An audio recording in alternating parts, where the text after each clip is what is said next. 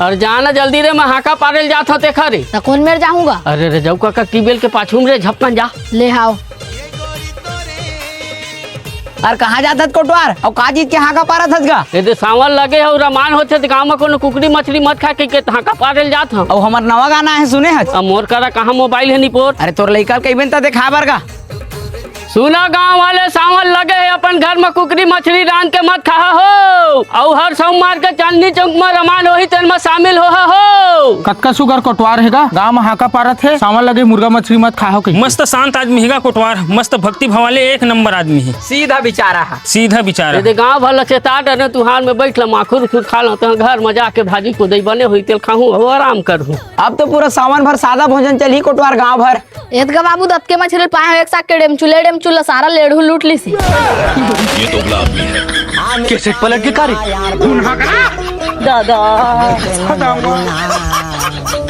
नहीं का सावन है काले लगी से आजे भर एक साथ के खाली टिकता है। इतनी गाँव भर ला अपने है चेतावत झर रांधा की कहती अपने घर में मछली रंधवा थे।